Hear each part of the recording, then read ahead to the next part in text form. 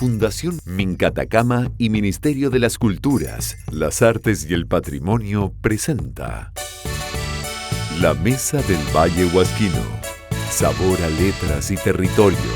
Un proyecto del programa Iniciativas Estratégicas Regionales. Región de Atacama.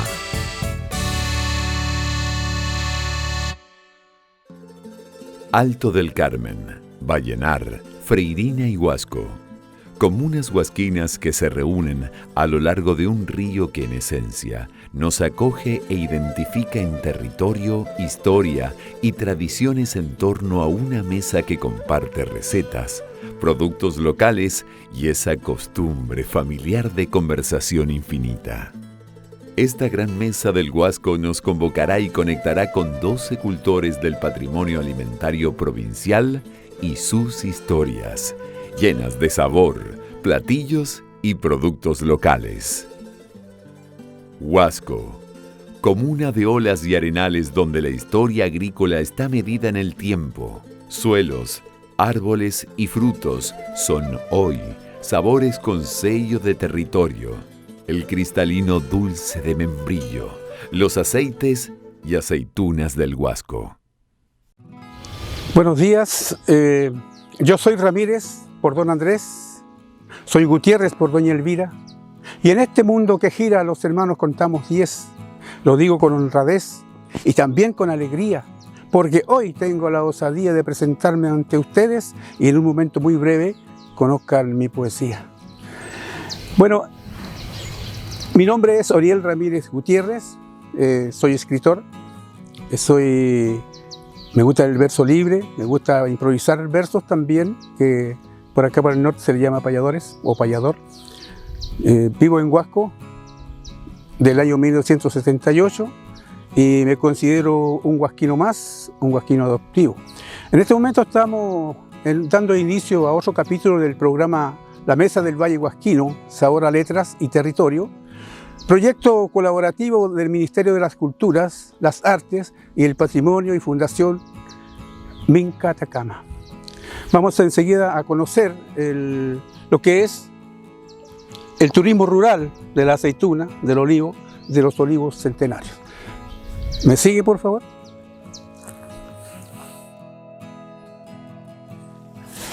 Buenas tardes, señora Daisy. Buenas tardes, don Ariel. Bienvenidos aquí al olivar.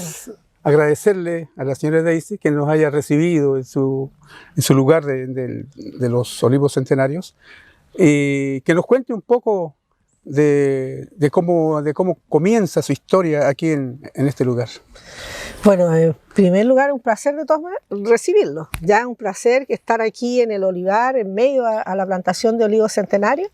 Y le voy a contar que estos olivos, o mi llegada a esta idea de hacer un emprendimiento donde coloco en valor el olivo, nació el 2010, ¿ya? Pero junto con el apoyo de mi papá, ahí comenzamos una idea muy iniciante, una idea de vender aceitunas y aceite de oliva.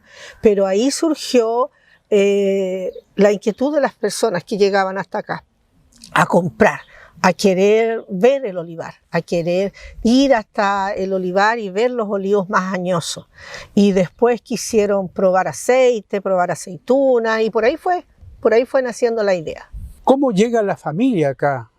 Bueno, esto es una plantación añosa. Aquí hay olivos de más de 400 años, pero nuestra familia comenzó con un legado que ya habían dejado los españoles y los diaguitas de aquí del territorio, a los que les llegó el olivo de regalo en el tiempo de la conquista, en realidad aquí al anciano de Huasco Bajo, pero nuestro abuelo, don Pancho Roja, comenzó al final del 1800, comenzó con la idea de hacer de esto una actividad para poder comercializar aceite de oliva y aceituna. Entonces él comienza a plantar los primeros olivos en estos sectores, aquí donde nosotros estamos, al final del 1800.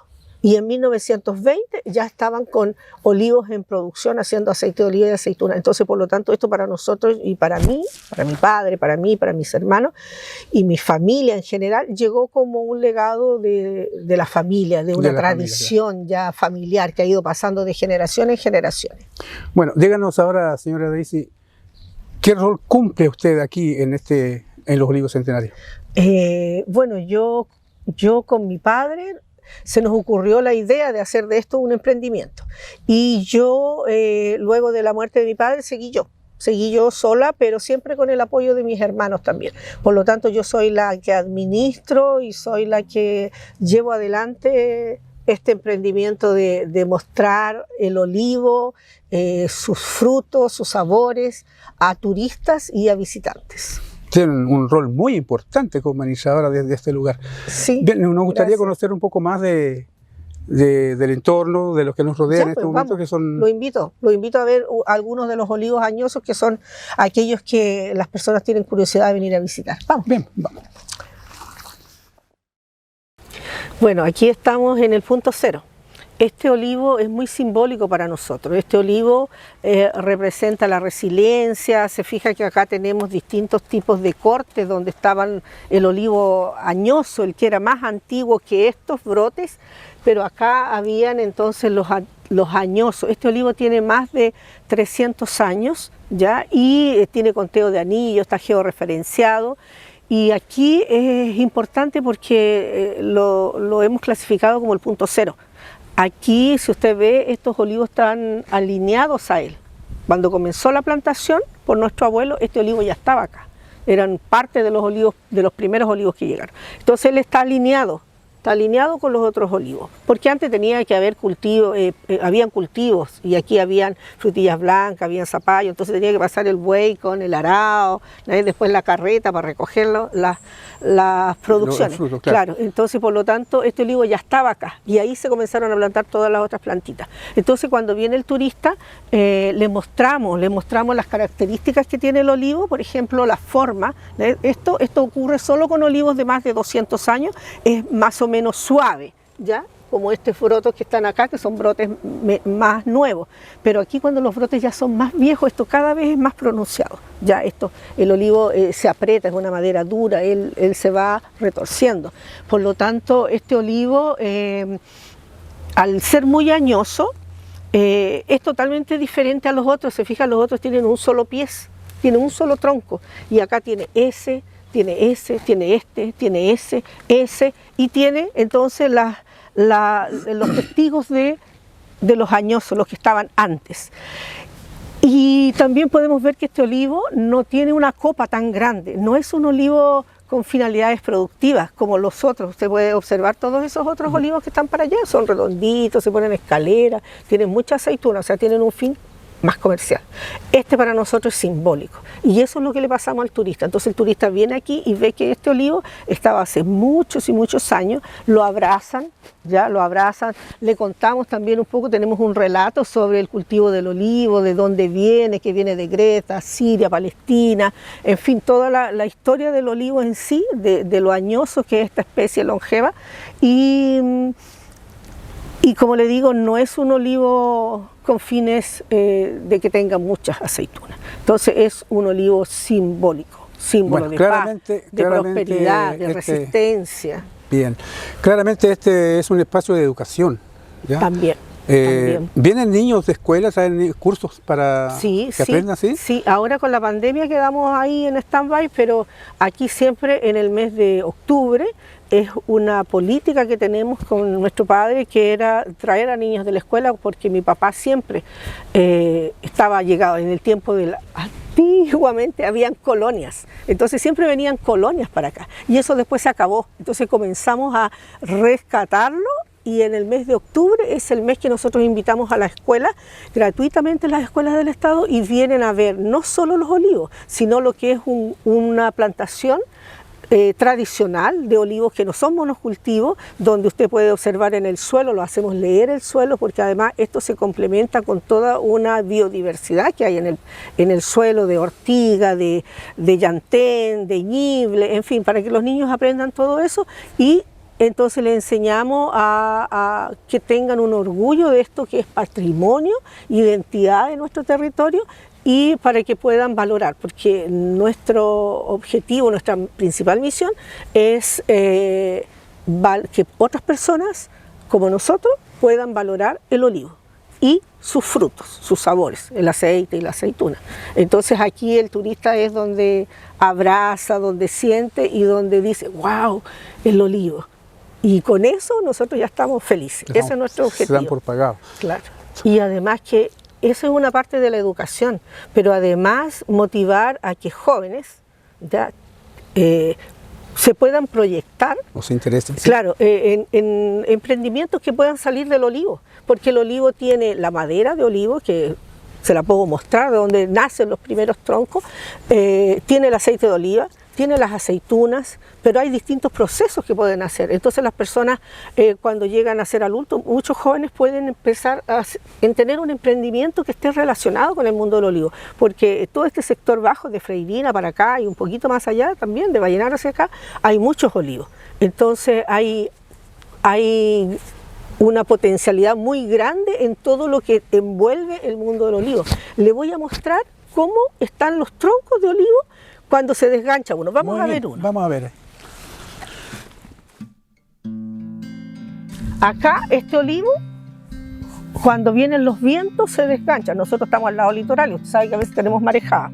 Cuando hay marejada puede caer algún gancho de olivo. Entonces ahí con el peso se desganchan y caen. Entonces hay que después manejar todo esto, hay que cortar lo que es leña, lo que es ramilla para chipear y ahí queda esto, queda esta madera. ¿Y sabe lo que hace la gente?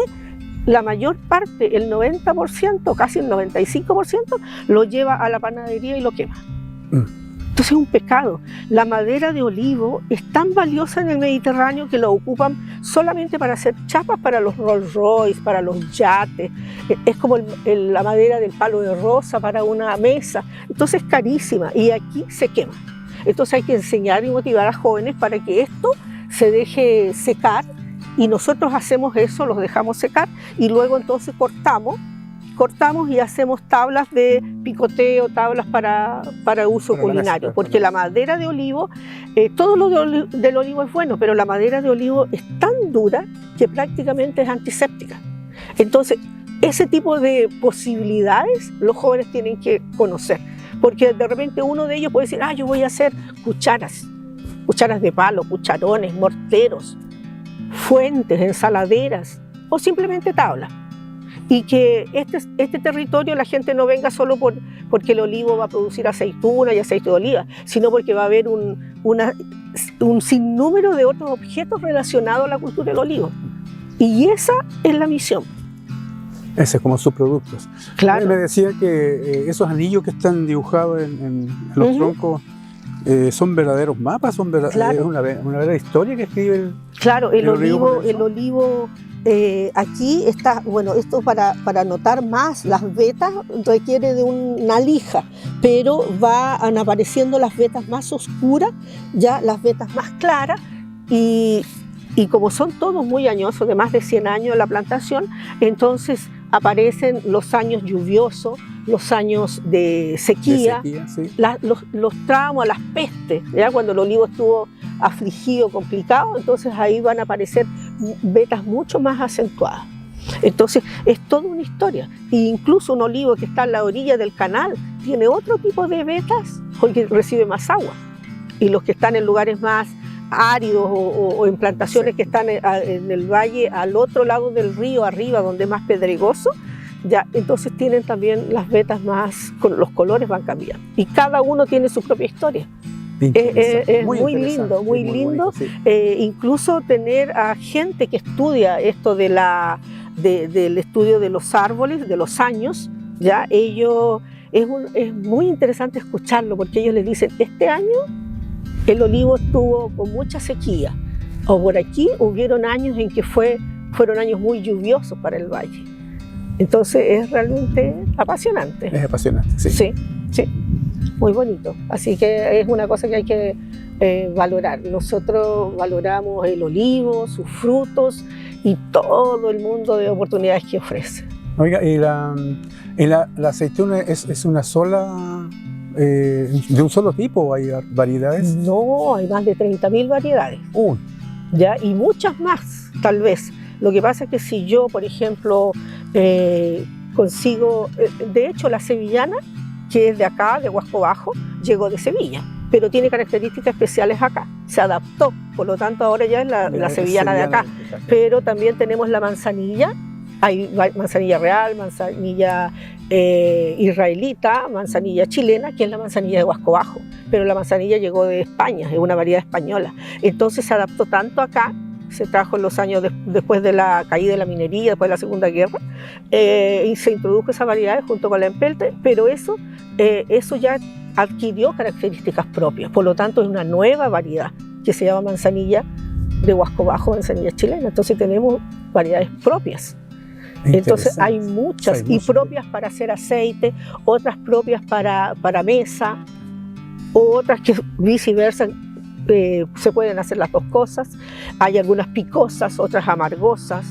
Esto es como las uvas, hay distintas cepas, aquí hay distintas variedades y cada una tiene su propio sabor, su propia personalidad.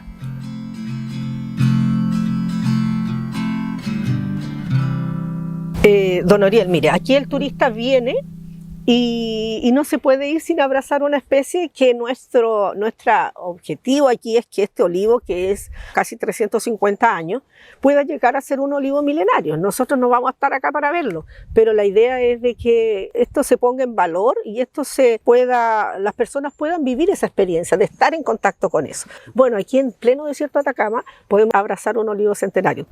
¿Ya? Entonces aquí lo ideal es que escuche el silencio, los pajaritos, el agua del canal que se escucha, el viento. Lo invito, pase.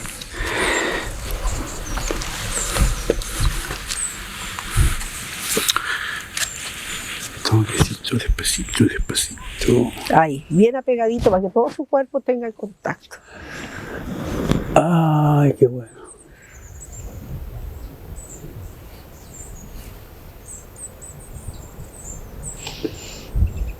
Voy a contarle a mis nietos que abracé un olivo centenario. Pero mire, escucha el viento. Escucha, sí. El agua, los pajaritos y la temperatura. Bueno. Maravilloso, ¿ves? Maravilloso.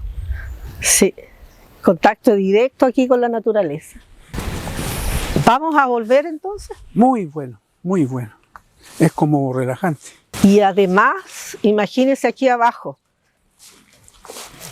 el olivo además es un árbol bíblico. Hay tantos relatos en la Biblia y mire, si usted está acá abajo y ve cómo son añosos, acá se nota muy bien y siente la temperatura. Sí, sí. Frío, ¿verdad? Sí. Mucho más frío que allá. Qué raro, ¿eh? Y por eso que en los relatos bíblicos, y todavía está el monte, el Getsemaní, el monte de los olivos, claro, porque Jesucristo en pleno desierto, una sombra del olivo era valorizada, entonces sentarse bajo la sombra del olivo era muy, muy agradable, muy, muy valorada. Por eso que aparecen tantos relatos de la Biblia sobre los olivos.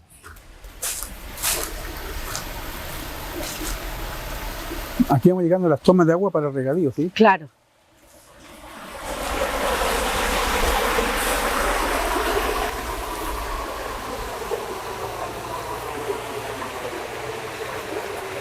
Aquí, por eso que de allá se escuchaba. ¿Usted escuchaba el agua allá? Sí, sí. Y cuando baja ahí. Entonces estas son las aguas del río Huasco.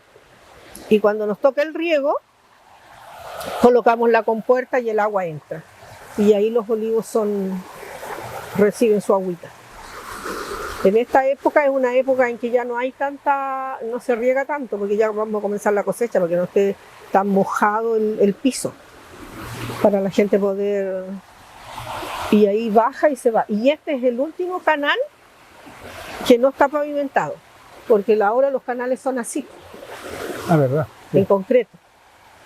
Y mire qué maravilla para allá la vegetación. Ese es el tabaco bravo, que es el que ayuda a evitar plagas. O sea, hay todo un ecosistema ya de las plantas que crecen cuando el agua pasa así. Y este es el último canal y después vaya al humedal. Aguas del río Huasco.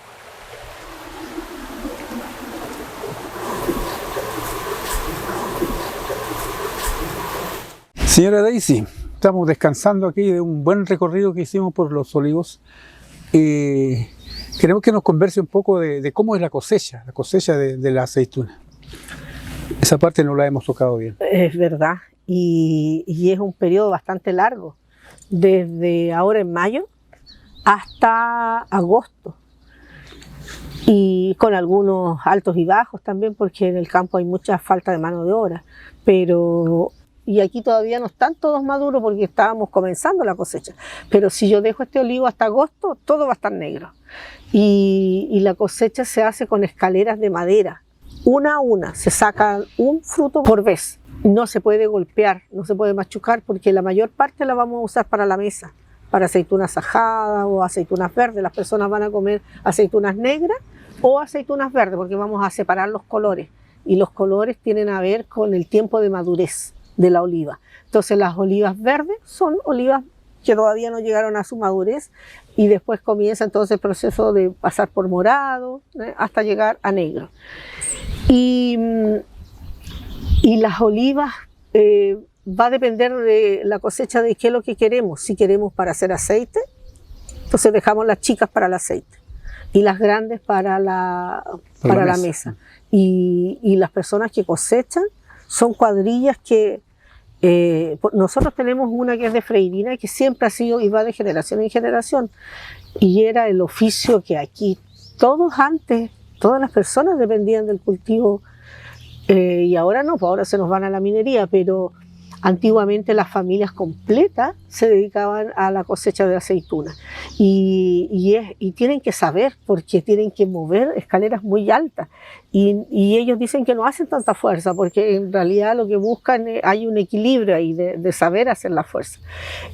Además es en invierno, es frío, es helado, es húmedo, entonces es un trabajo bien sacrificado. Pero, ¿y no ocupan máquinas para la cosecha de aceituna, no?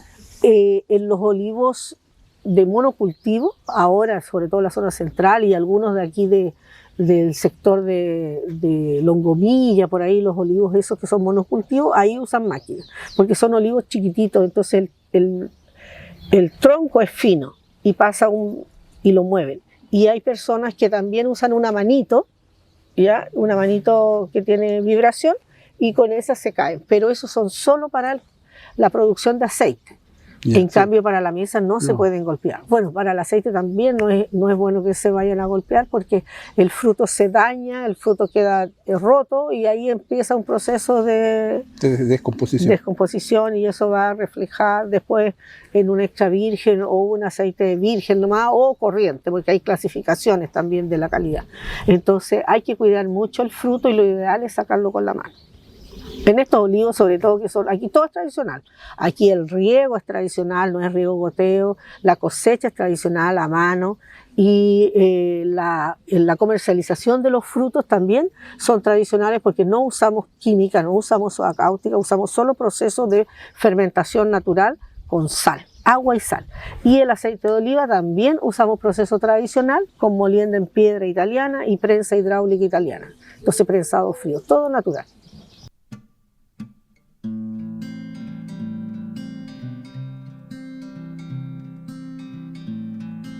Una pregunta, señora Daisy, ¿qué hacían en su familia al terminar la cosecha? Bueno, ¿Cada uno para su casa? No, es muy bonito, y es una tradición, que mi abuelo lo hacía. Nosotros somos una familia cristiana. Mi abuelo yo siempre lo voy a admirar mucho, porque él fue un hombre que cuando creció, muy pequeño, él cuando tenía 7, 8 años, él iba al cerro, y él era encargado de cuidar los burros. con sus aparejos. Entonces, para los piquineros, para los mineros, para allá. Y él, entonces, y eso era porque él era hijo natural. Y en ese tiempo los hijos naturales le decían guacho. Claro, sí. Era guacho. Entonces, él iba para allá y después y el pago era un pan. Entonces, de un día para otro, él dormía abrigado a los burros. Entonces, cuando bajaba, alegre ya de que veía el verdor del valle, llegar a la casa, era hijo único, y cuando llegaba acá al llano, iba otro grupo subiendo y le decían, oye, préstame el guacho. Entonces, por lo tanto, le tocaba ir de nuevo y él ya sabía que era duro. Entonces, por eso nosotros siempre admirábamos cómo él fue creciendo de ser tan carente, tan vulnerable a tanta cosa, porque además después, por ser guacho, como le decían antiguamente, no pudo estudiar. Él era analfabeto. Además, después se convirtió al cristianismo, como le decía, que somos de una familia cristiana, y en ese tiempo el cristianismo para los canutos también era muy, muy discriminante. Entonces, él era guacho, él era analfabeto y era canuto. Entonces, eso era, pero ya sin ninguna chance. Y él consiguió, por aprender cuando iba con los burros, aprendió mucho de minería. Entonces hizo su fortuna. Después llegó a ser un hombre que a los 22 años pagó a una profesora para poder alfabetizarse. Y de hecho llegó a ser uno de los primeros alcaldes de Huasco después. Pero lo que más admiro es de que él visualizó, fue visionario al ver que el olivo podía, en una época en que se visualizaba la Primera Guerra Mundial, dijo va a faltar alimento y plantó olivos. Entonces en la Segunda Guerra Mundial él ya tenía muchos olivos y esto sirvió de modelo para plantar olivos en Arica, en Ovalle y en la zona central. Entonces él, al ser religioso, cuando termina la cosecha, mantenemos hasta el día de hoy la tradición de hacer una acción de gracias por la cosecha. Entonces se hace un almuerzo, se hace un asado con los trabajadores, con la familia, juntos. Y cuando inicia también hacemos un pedido de oración para que esa cosecha sea bendecida, esta cosecha que se inicia. Y al final terminaremos con un asado. Y el año pasado, por pandemia, preparamos una caja. Y cada uno de ellos se la llevó a su casa, donde va pollo, carne, bebida, va durazno, el tarro durazno con la crema y todo lo demás, que es lo que nosotros hacemos al final de la cosecha. Y eso es un momento muy bonito. Tenemos imágenes, tenemos fotografías del tiempo que mi abuelo al final compartía con toda la gente, y las cosechas antes eran mucha gente, unas 20, 25 personas que estaban cosechando en un predio. Entonces es una tradición bonita que mantenemos de dar acción de gracias, además de ser una familia de descendencia de diaguita, porque mi abuelo era de madre de origen diaguita. Entonces también influyó eso de que él juntó esto del año, del inicio de las cosechas, de una tradición también ancestral. Qué bien. Sí. O sea, se mantiene la tradición. Se mantiene, bueno. Es muy bonita. Y respecto a eso mismo, ¿usted piensa que en el futuro se va a mantener la misma tradición? Sí, es un desafío. Nosotros, así como mi abuelo plantó olivos, él debe haber pensado, ¿será que mis hijos los van a continuar? Y mi padre continuó con sus hermanos y sus hermanas, y nosotros también continuamos. Entonces yo tengo la esperanza de que mis hijos también se interesen y también puedan valorar esto, y que pueda... y mire, y sabe que si no es la familia, no importa. A veces yo tengo una tía que vive muy lejos y es la última de las hijas de mi abuelo. Y yo le decía, tía, usted pucha sus olivos, ¿qué va a hacer un día? Porque ellos viven lejos, fuera de Chile. Me dijo, no te preocupes, porque cuando uno se va, todos nos vamos y no nos llevamos nada. Y Dios busca a alguien que compra, porque ese alguien está en la hora que ese alguien va a cuidar. Entonces va a llegar alguien que tal vez, si no son mis hijos o no, o esto se acaba tal vez de la familia. Lo importante es que el olivo tenga que permanecer, el patrimonio tenga que permanecer en el tiempo y llegue a estar en este territorio que es de nuestra identidad local, no es una cosa de familia. Si bien nosotros fuimos bendecidos por ser una familia que nació bajo el olivo, pero esto es más allá de una familia, es de un territorio. Una pregunta, ¿cuál es para usted la importancia del patrimonio alimentario como tal y la degustación? Bueno, muy, muy importante. De hecho, nosotros tenemos olivo y toda esta producción, todo este cultivo y esta valorización no se reflejaría en una forma práctica llevándolo a las personas. Y eso es a través de los sabores. Y los sabores son del aceite de oliva y de las aceitunas. Los distintos procesos que podemos tener de las aceitunas, donde vamos a vincularlas con los otros productos del valle, ¿ya? Para nosotros es súper importante la sustentabilidad, pero de verdad, así de que nuestros frutos se puedan vincular con el queso de cabra, que de repente acá podamos tener, y de hecho hacemos actividades culturales donde muestras gastronómicas de patrimonio alimentar, donde se pone en valor la churrasca con el charqui, con el aceite de oliva, con la aceituna, El dulce de membrillo. el dulce de membrillo, hay muestras de pajarete, en fin. Entonces, para nosotros es súper importante, y eso es sustentabilidad, dar a conocer los otros productos que hay en el valle, cosas de que el visitante cuando venga diga, pucha, aquí no solo vengo a buscar aceite de oliva, sino que puedo llevarme un dulce de membrillo, puedo llevarme un pajarete, o puedo motivarlo a que suba al valle. Es importante lo que usted está diciendo, porque el patrimonio debe mantenerse, y usted lo dice y lo hace con una sencillez tal que uno la entiende, pero inmediatamente.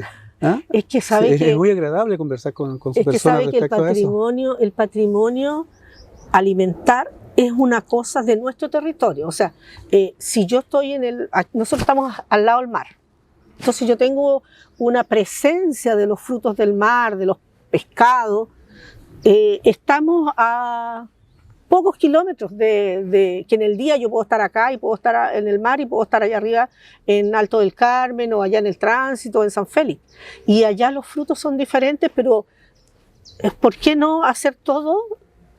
¿Me entiendes? Que todo se vincule, porque es nuestro territorio y el patrimonio alimentar, somos tan diversos en este valle, somos un valle pequeño, pero somos tan ricos en patrimonio alimentar, tenemos tanta riqueza, y esa riqueza tenemos que saber cómo vincularla. Y eso es sustentabilidad, porque al final eso va a dar bienestar a la gente que vive en el campo, que vive a través de la agricultura familiar campesina, que tiene frutos, que tiene cultivos, y eso es saludable, eso es bueno, nos hace bien para la salud y hace bien para la gente que vive, porque aumenta sus ingresos, porque hace que haya un arraigo por la tierra, por lo nuestro, y así lo valorizamos. Entonces es simplemente poner en valor lo que nosotros ya sabemos, lo que ya nos gusta, que sabemos que tenemos y que es rico, con historia, con tradición. Entonces no cuesta, es fácil. Podríamos degustar, ¿eh? Vamos, ya sí podemos degustar. Les voy a mostrar entonces acá lo que hacemos con los turistas, porque acá hacemos catas y degustaciones.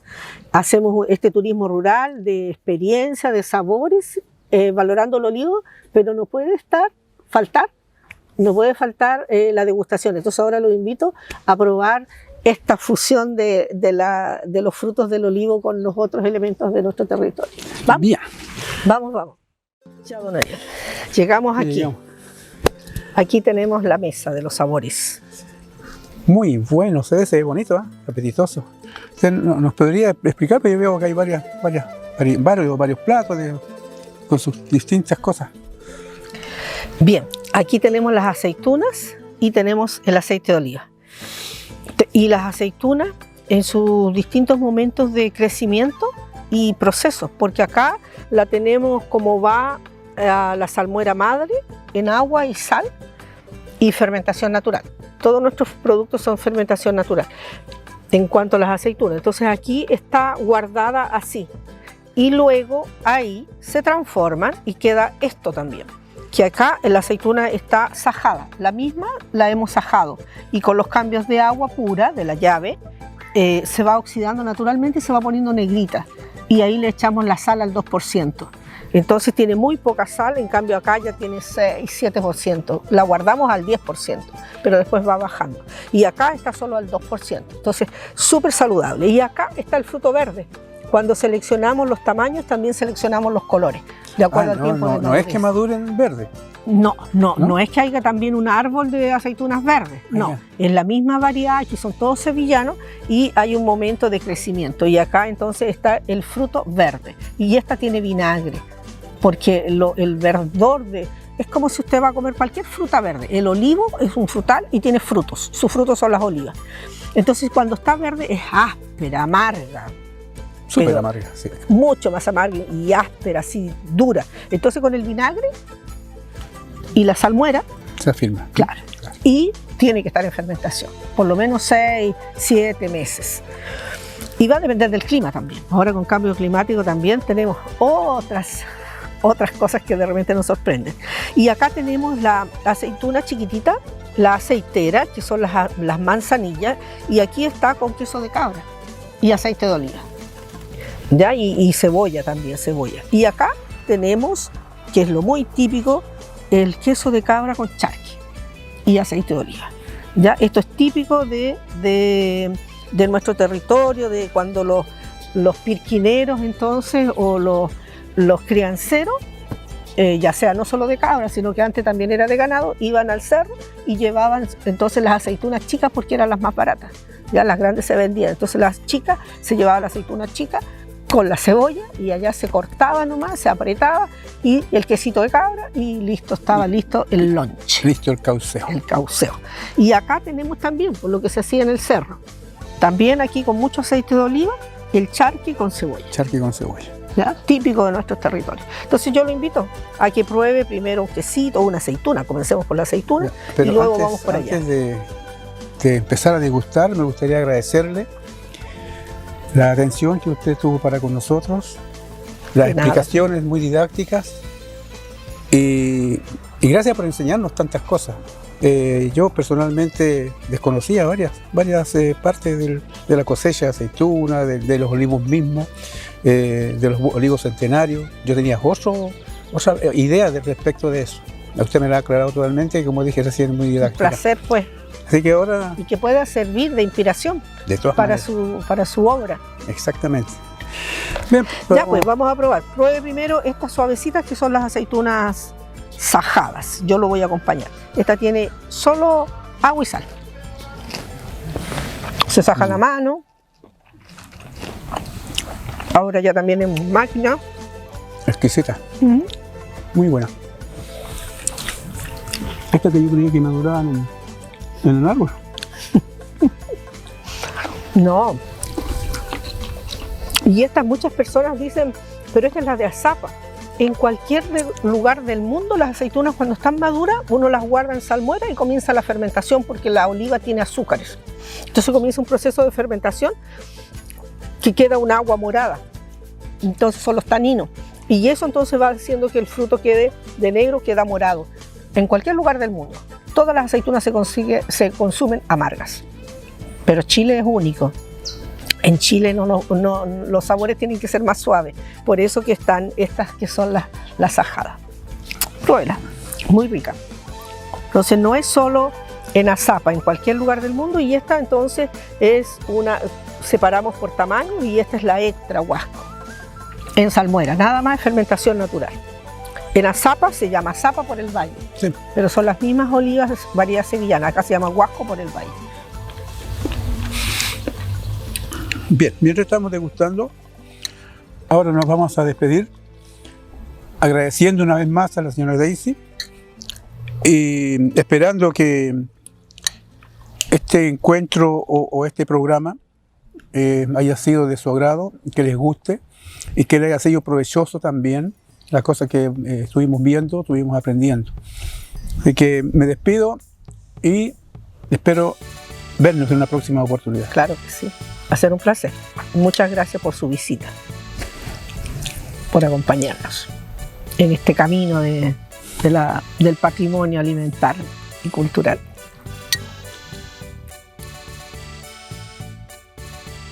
Desde Olivos Centenarios, con nuestra invitada Daisy Rojas Marín, que nos abrió su espacio dedicado al patrimonio alimentario, turismo e historia aquí en Huasco Bajo. La huella de su familia se ve reflejada en la mantención de la tradición olivera, manteniendo su esencia, sobre todo si se ha traspasado de generación en generación, aportando a la mesa huasquina de muchas familias, donde nos convocamos y nos reunimos reafirmando nuestra identidad y nos hacen revivir el pasado ancestral. Es así como cada rincón del Valle del Huasco tiene un sinfín de elementos como manifestaciones identitarias que nos mantienen arraigados, conscientes de cada territorio y conectados a nuestros antepasados. Cada protagonista y su historia en La Mesa del Valle Huasquino con sabor a letras y territorio. Proyecto de colaboración entre Fundación Mincatacama y Ministerio de las Culturas, las Artes y el Patrimonio de Atacama.